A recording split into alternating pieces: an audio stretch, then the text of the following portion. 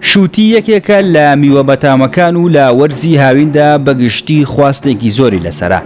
جگە لە ئاتام و کێشەکەشی سوودێکی زۆری هەیە لە ڕووی تەندروستیەوە. شوتی سوور دەوڵەمەندە بە ئاو، بۆیە پێویستە لە خواردنەکاندا هەبێت.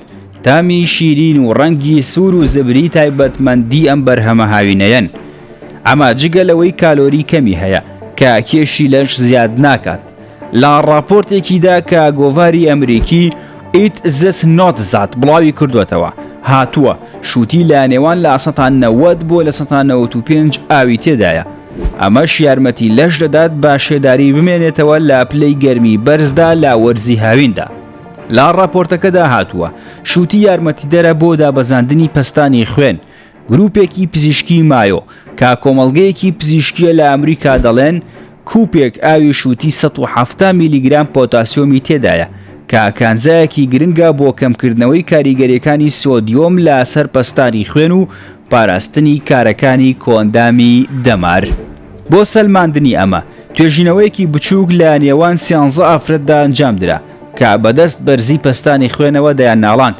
توێژینەوەکە لە زانکۆی ویلایەتی فلۆریدا ئەنجام درا و لە گۆڤاری ئەمریکی جۆرناڵ بۆ بەرزی فشاری خوێن بڵاو کراوەتەوە. دەرکەوتووە خواردنی شوتی پەستانی خوێن کەم دەکاتەوە. یارمەتی دابەزاندنی کێش دەدات.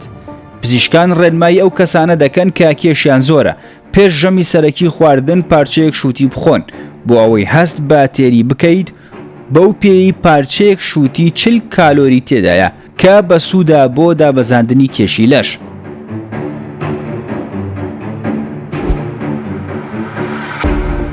شوتی بخۆ و بە دوور بە لە پزیشکی دڵ. شوتی توخمێکی تێدایە کە دەرکەوتووە ئاستی کۆرسترۆڵ لە خوێندا کەم دەکاتەوە و خوێنبەرە گیراوەکان ڕزگار دەکات. یارمەتی دەدات لە وەرزشکردندا. باشتر وایە پێش وەرزشکردن شوتی بخۆیت. لە گۆڤاری کشت و کاڵ و کیمیای خۆراکدا بڵاو کراوەتەوە ئەو وەرزشەوانانەی پێش وەرزشکردن شوتیان خواردووە لە ڕۆژی دواتردا هەستیان بە ئازاری ماسوورگەکان کەمتر بووە و لێدانی دڵیان نۆرماڵ بووە بەراورد بەوانەی کە شوتیان نەخواردووە. جگە لەمانە تۆوی شوتی بە شێوەی چەرەس چەندین سوودی هەیە.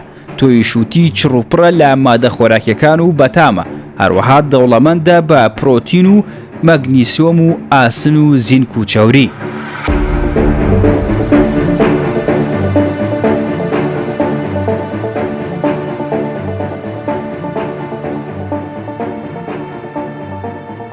بەرهەمی شوتی و گرنگی ئابووری لە هەرێمی کوردستان و عێراقدا.